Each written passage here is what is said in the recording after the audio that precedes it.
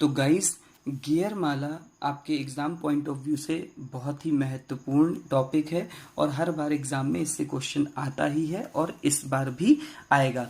तो जैसा हमने पिछले वीडियोस में डिस्कस किया था कि गियर ड्राइव या गियर चालन दो या दो से अधिक गियर से मिलकर के बनता है और उसका काम एक शाफ्ट से दूसरी शाफ्ट तक पावर को ट्रांसफ़र करना होता है। उसी प्रकार से गियर माला, जैसे माला कई सारे मोतियों से मिलकर के कंप्लीट होती है, उसी प्रकार से गियर माला कई सारे गियर्स से मिलकर के कंप्लीट होती है। दो या दो से अधिक गियर एक दूसरे से मैश करके एक शाफ्ट से दूसरी शाफ्ट पर शक्ति संचरण करते हैं, तब यह संयोजन गियर माला कहलाता है। शक्ति संचरण मेन पॉइंट है इस डेफिनेशन का। गियर माला का उपयोग कहाँ करते हैं?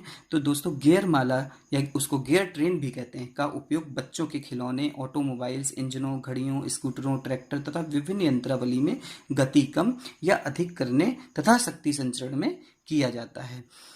गियर माला की प्रकृति मीन्स किस टाइप की गियर माला होगी, यह हमें कितना वेगानुपात चाहिए तथा शाफ्टों की अक्षों की सापेक्ष स्थिति पर निर्भर करता है। शाफ्ट की अक्ष की स्थिति भी पिछले वीडियो में डिस्कस की जा चुकी है। यहाँ हम डिस्कस करेंगे कि वेगा अनुपात क्या होता है। तो देखते हैं वेगानुपात के बारे में। देखिए, वेगानुपात किसी गियर ट्रेन का प्रथम चालक, अगर यहाँ पर कोई एक गियर ट्रेन बनाते हैं और उसके साथ ही दूसरी गियर ट्रेन है जो आपको एक प्रदर्शित करी जा रही है भी, ये एक नंबर एक गियर है, नंबर दूसरा गियर है, ये चालक हो गया, ये चलित हो गया। किसी गियर ट्रेन का प्रथम चालक, ये प्रथम चालक तथा अंतिम चलित, ये अंतिम चलित हो गया यदि दो गियर से मिलकर के ये गियर ट्रेन बनती है, कि कोणीय वेगों के अनुपात को वेगा अनुपात कहते हैं। किसी गियर ट्रेन का प्रथम चालक तथा अंतिम चालक के कोणीय वेगों के अनुपात को वेगा अनुपात कहते हैं। तो देखिए, वेगानुपात बराबर चालक गियर का कोणीय वेग और चलित गियर का कोणीय वेग। कोणीय वेग को हम लोग जानते हैं कि 2πn/60 होता है, यानी जो कोणीय वेग ओमेगा हुआ वो किसके प्रोपोर्शनल हुआ? चक्कर प्रति मिनट के, यानी n के। तो जो वेलोसिटी रेशियो, ये वेगानुपात जिसे हम कहते हैं, वो क्या हो जाएगा? चालक गियर के चक्कर प्रति मिनट का अनुपात किसके साथ? चलित गियर के चक्कर प्रति मिनट का। यदि चालक गियर के चक्कर प्रति मिनट को n1 से डिनोट करें और चलित गियर के n2 से डिनोट करें, तो जो वेलोसिटी रेशियो होगा वो n1/n2 होगा।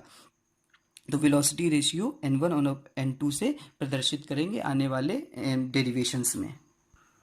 दोस्तों, वेगानुपात के बाद अगला जो पॉइंट है वो है, यह टॉपिक है गियर ट्रेन मान, यानी गियर ट्रेन वैल्यू। किसी गियर ट्रेन के अंतिम चलित गियर तथा प्रथम चालक गियर के कोणीय वेगों के अनुपात को ट्रेन मान कहते हैं। आप देखेंगे कि ट्रेन मान जो अभी हमने वेगानुपात डिस्कस किया है उससे विपरीत है। वहाँ अनुपात था प्रथम चालक गियर और अंतिम चलित गियर का। यहाँ क्या है? अंतिम चलित गियर तथा प्रथम चालक के कोणीय वेगों का अनुपात। तो ट्रेन मान क्या हुआ? चलित गियर का कोणीय वेग अपॉन चालक गियर का कोणीय वेग। चलित गियर के चक्कर प्रति मिनट, उसी तरीके से ओमेगा प्रोपोर्शनल होगा n के, तो चलित गियर के चक्कर प्रति मिनट बटे चालक गियर के चक्कर प्रति मिनट। तो जो ट्रेन मान हुआ वो n2/n1 और जो वेगानुपात था वो n1/n2 था, n1/n2 था। इस प्रकार हम देखते हैं कि जो ट्रेन मान है वो वेगा अनुपात का एंटी प्रोपोर्शनल है, 1/वेगा अनुपात हो गया। अब इसमें हम जब डेरिवेशन करेंगे तो हमें एक नोट जरूरी होगा, उसे हम डिस्कस करते हैं। और वो नोट ये है, दो गियरों का सही तरह से मैश करना हमें दिखाता है कि दोनों गियर सही तरह से तभी मैश करेंगे जब दोनों गियर समान वृत्तीय पिच रखते हैं। देखिए, जो वृत्तीय पिच आपको पहले वीडियो में डिस्कस किया था वो यदि समान होगा, तो समान कब होगा? जब मॉड्यूल, तो इसलिए मॉड्यूल 1 बराबर मॉड्यूल 2, m1 बराबर m2। मॉड्यूल क्या होता है? जो पिच वृत्त व्यास और जो संख्या होती है दांतों की।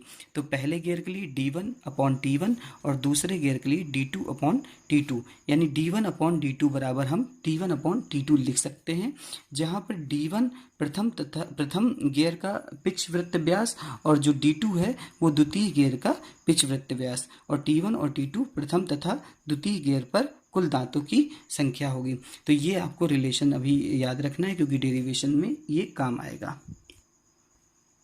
अब दोस्तों देखिए, सबसे महत्वपूर्ण गियर माला के प्रकार जो एग्जाम में पूछा जाता है और बिल्कुल सिंपल है, आप ध्यान से सुनते रहिए।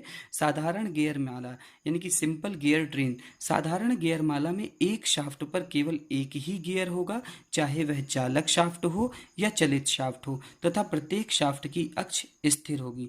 देखिए फिगर में देखते हैं कि आपकी ये जो है शाफ्ट है, ये शाफ्ट है और आपकी एक शाफ्ट ये है। तो कहा गया है कि एक शाफ्ट पर केवल एक ही गियर होगा। अब हम गियर को इस तरीके सर्कल सर्कल से प्रदर्शित करेंगे, दांतें नहीं दिखाएंगे, और एक गियर आपका ये है जो इस शाफ्ट पर लगा होगा, और प्रत्येक शाफ्ट की जो अक्ष होगी वो फिक्स होगी। ये यहाँ से क्लॉकवाइज डायरेक्शन में रोटेट करेगा, जिसके कारण ये एंटी क्लॉकवाइज डायरेक्शन में रोटेट करेगा। अब इसके साथ हम ये इसका फिगर जो बना हुआ है नीचे उसको भी देखते हैं।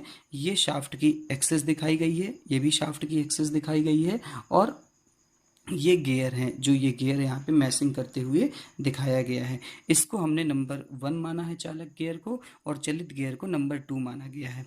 यहाँ पे जो आपकी N1 चक्कर प्रति मिनट इसकी रोटेशन है, D1 इसका डायमीटर है, और T1 नंबर ऑफ संख्या है तीर्थ की। इसी तरीके से N2, D2 और T2 चलित गियर के लिए प्रदर्शित किए गए हैं। अब हम इनके लिए वेगा अनुपात निकालेंगे। तो दोस्तों, यदि चालक एवं चलित गियरों के पिच वृत्त व्यास क्रमशः D1, D2 तथा इन गियरों पर दांतों की संख्या T1, T2 हो और N1 और N2 चक्र प्रति मिनट हो। चूंकि 2 गियर लिए हैं इसलिए हमने 1 और 2 से प्रदर्शित किया है। तो देखिए, चालक गियर का परिधीय वेग बराबर चलित गियर का परिधीय वेग। जो परिधीय वेग होगा वो दोनों गियर का समान होगा, इसलिए दोनों को हमने बराबर कर दिया। तो pi small d1 capital N1 बराबर पाई d2 N2। N1 upon N2, पाई से पाई आपका कैंसिल हो जाएगा। N1 अपॉन N2 बराबर D2 अपॉन D1, या N1 अपॉन N2 बराबर T2 अपॉन T1। अभी हमने पहले ही मॉड्यूल में डिस्कस किया है कि D1 अपॉन D2 बराबर T1 अपॉन T2 होगा, तो D2 अपॉन D1 की जगह T2 अपॉन T1 होगा। तो ये देखिए N1 अपॉन N2 क्या होता है, वेगानुपात होता है। तो वेगानुपात क्या निकल के आया, T2 अपॉन T1 के। तो ये है आपकी साधारण गियर माला, जहाँ पर आपको 2 गियर का कॉम्बिनेशन दिखाया गया है। ये आपका 3 भी हो सकता है, 4 भी हो सकता है, जैसे कि एक फिगर हम आपको दिखाते हैं। तो दोस्तों देखिए, ये भी एक साधारण गियर माला है जहाँ पर ये 3 गियर का उपयोग किया गया है। यहाँ पर बीच में एक निष्क्रिय गियर लगाया गया है। निष्क्रिय गियर कब लगाते हैं, यदि चालक और चलित गियर की घुमाव दिशा समान रखनी है तो चालक एवं चलित गियर के मध्य निष्क्रिय गियर लगाना पड़ेगा। तो ये चालक गियर है और ये आपका चलित गियर है। यह देखिए क्लॉकवाइज डायरेक्शन में रोटेट कर रहा है, तो उसके लगा हुआ गियर एंटी क्लॉकवाइज डायरेक्शन में रोटेट करेगा, और फिर ये क्लॉकवाइज डायरेक्शन में रोटेट करेगा। तो ये इसका कॉम्बिनेशन है। इस पर भी उसी तरीके से यदि फॉर्मूला अप्लाई करते हैं तो गियर 1 और गियर 3, गियर 1 है ये, और ये गियर 3 का परिधीय वेग समान होगा, फिर 3 और 2 का परिधीय वेग समान होगा, जिसे हमने लिया है गियर 1 का परिधीय वेग बराबर गियर 3 का परिधीय वेग। तो पाई D1 N1 बराबर पाई D3 N3, यहाँ से N3 अपॉन N1 बराबर T1 अपॉन T3। इसी तरीके से जब हम गियर 3 और 2 को लेंगे तो N2 अपॉन N3 बराबर T3 अपॉन T2 आएगा, जैसे अभी पिछले डेरिवेशन में हमने किया था। हमने इसको समीकरण 1 माना है, इसको समीकरण 2 माना है। जब समीकरण 1 और 2 का गुणा करेंगे तो हम देखेंगे N3 अपॉन N1, देखिए N3 अपॉन N1 गुणे N2 अपॉन N3 गुणे N2 अपॉन N3 बराबर D1 अपॉन D3 गुणे D3 अपॉन D2 बराबर T1 अपॉन T3 गुणे T3 अपॉन T2। तो ये देखेंगे कि D3 कैंसिल, T3 कैंसिल, और यहाँ से N3 कैंसिल। तो क्या आ जाएगा, N2 अपॉन N1 बराबर D1 अपॉन D2 बराबर T1 अपॉन T2। तो N1 अपॉन N2 बराबर T2 अपॉन T1। यहाँ से एक चीज़ और निकल के आती है कि निष्क्रिय गियर का वेग अनुपात पर कोई प्रभाव नहीं पड़ेगा, क्योंकि देखिए निष्क्रिय गियर को हमने 3 से डिनोट किया गया था, लेकिन 3 का यहाँ पे कोई भी यूज़ नहीं हुआ। लेकिन फिर भी जो निष्क्रिय गियर है, या हम लोग इसको कह दें कि ये जो माध्यमिक गियर है, इसकी मदद से हम लोग अन्य युक्तियाँ भी चलाई जा सकती हैं इसकी मदद से, क्योंकि ये रोटेट तो करेगा ही। जैसे इंजन का तेल पंप हो गया या गवर्नर हो गया, ये सब भी हम इसकी मदद से चला सकते हैं। अब इसके बाद हम अगली गियर माला को डिस्कस करेंगे। तो दोस्तों, ये है संयुक्त गियर माला, means compound gear train. Compound gear train में क्या होता है कि इस गियर माला में चालक तथा चलित शाफ्ट पर एक एक गियर तथा मध्य शाफ्ट पर एक से अधिक गियर लगे होते हैं। जब मध्य शाफ्ट पर एक से अधिक गियर लगे हैं, इसी वजह से इसे हम लोग संयुक्त गियर माला कहते हैं। देखिए फिगर देखेंगे तो ये चालक शाफ्ट है, यहाँ पर एक गियर लगा हुआ है, एक यहाँ पर गियर लगा हुआ है, लेकिन जो मध्य शाफ्ट है उसमें एक से अधिक गियर लगे हैं। इसको समझिए, चालक गियर एक जो है वो मैशिंग कर रहा है इस गियर 2 से, और ये जो गियर 2 जब रोटेट कर रहा है तो इसके साथ गियर 3 भी रोटेट कर रहा है, और गियर 3 से गियर 4 जो है जुड़ा हुआ है, तो इसकी रोटेशन के कारण गियर 4 भी आपका मैश करेगा।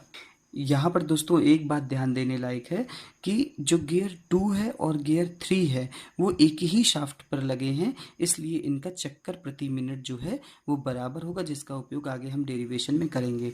इस गियर माला का प्रयोग उस स्थिति में किया जाता है जब साधारण गियर माला, जो अभी पहले डिस्कस की थी, में एक निश्चित वेग अनुपात प्राप्त नहीं हो पा रहा हो, या एक चालक गियर से कई मशीनों को शक्ति संचरित करनी हो, क्योंकि देखिए इसमें 2 गियर जुड़े हुए हैं जो अलग अलग जगह पावर को ट्रांसफर कर सकते हैं, तो हम इसलिए संयुक्त गियर माला का उपयोग करते हैं। इस फिगर को देखेंगे तो ये चालक गियर 1 है, इसकी शाफ्ट है, ये 2 है, इसकी शाफ्ट है, और ये आपकी 4 है जिसकी शाफ्ट है। यहाँ पर दोनों ज्वाइंट हैं एक दूसरे, मतलब दोनों ही गियर इस पे अटैच्ड हैं इस शाफ्ट पर, जैसा कि यहाँ पर 2 गियर आपको दिखाए गए हैं। अब हम इसका डेरिवेशन करेंगे तो वही चीज़ें ली गई हैं।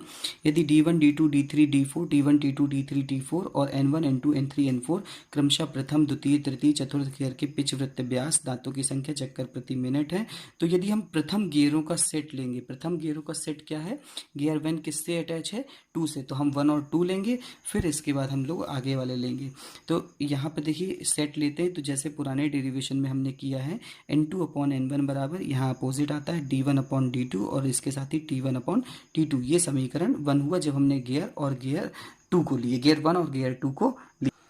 अब यदि गियर 3 तथा गियर 4 को लेते हैं तो N4 अपॉन N3 बराबर D3 अपॉन D4 बराबर T3 अपॉन T4 लेंगे। समीकरण 1 तथा 2 को उसी तरह से गुणा करेंगे तो N4 अपॉन N3 गुणे N2 अपॉन N1 बराबर D1 upon D2 D3 upon D4 T1 upon T2 T3 upon T4 आएगा।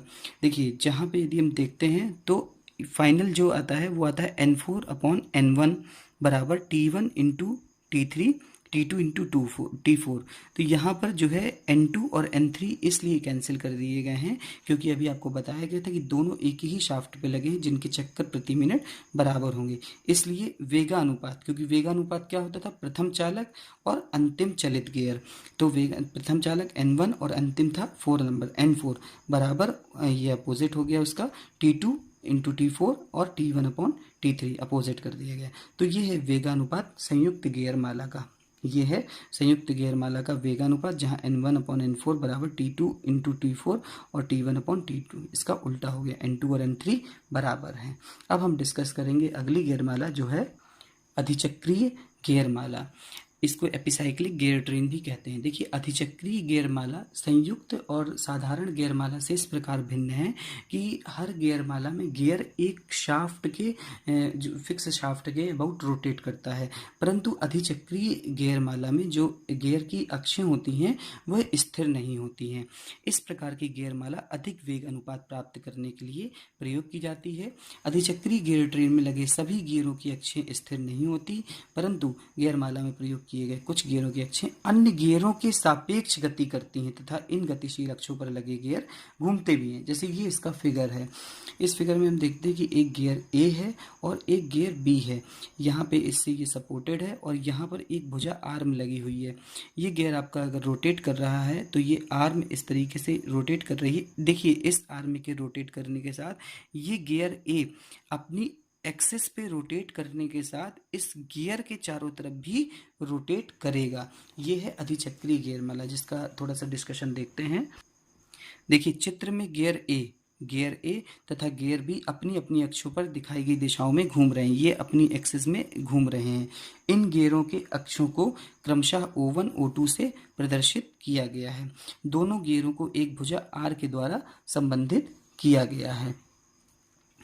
इस भुजा की सहायता से गियर ए अपनी अक्ष पर घूमने के साथ साथ गियर बी के अक्ष के चारों तरफ क्लॉकवाइज या एंटी क्लॉकवाइज में घूम सकता है। और इसी प्रकार की गति को ही अधिचक्रीय गति कहेंगे, मतलब किसी एक गियर जो अपनी शाफ्ट एक्सिस पे भी रोटेट करे और उसके साथ साथ इस गियर के चारों तरफ भी रोटेट करे इस आर्म की सहायता से।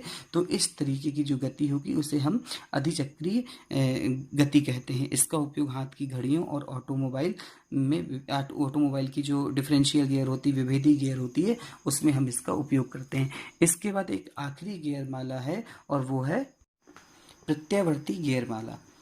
इस गियर माला में प्रथम चालक गियर तथा अंतिम चलित गियर की शाफ्टों की अक्ष समान हो, अर्थात वे सम अक्षीय हो, तो इस प्रकार बनी गियर माला को प्रत्यावर्ती गियर माला कहते हैं। इस गियर माला का तात्पर्य यह है कि जो प्रथम चालक गियर होगी और जो अंतिम चलित गियर होगी उनकी शाफ्टों की अक्ष जो है वो एकदम समान होगी। देखिए ये शाफ्ट है और इसी पर पहला गियर माउंटेड है और इसी पे अंतिम चौथा गियर माउंटेड है, यानी कि इनकी शाफ्ट की जो अक्ष है वो एक समान है। तो इस तरीके की गियर माला को प्रत्यावर्ती गियर माला कहेंगे। यहाँ पर 1, 2, 3 और 4 गियर्स का कॉम्बिनेशन है, जिसमें पहले और चौथे की जो शाफ्ट है वो सेम है और उनकी जो अक्ष है वो भी सेम है। तो इस तरीके से ये प्रत्यावर्ती गियर माला है। यहाँ से ये वीडियो गियर्स माला का क्लासिफिकेशन से समाप्त होता है। Thank you so much. Alright guys, तो होप करते हैं आपको ये टॉपिक अच्छे से समझ में आ गया होगा। सो यही था इस वीडियो में। अगर आपको ये वीडियो पसंद आई है तो इस वीडियो को लाइक ज़रूर कीजिएगा। साथ ही साथ अपने ज़रूरतमंद दोस्तों के साथ इसको शेयर कीजिए ताकि ये नोट्स सभी के पास तक पहुंच जाएं। और साथ ही साथ चैनल को सब्सक्राइब करना तो बिल्कुल नहीं भूलना है।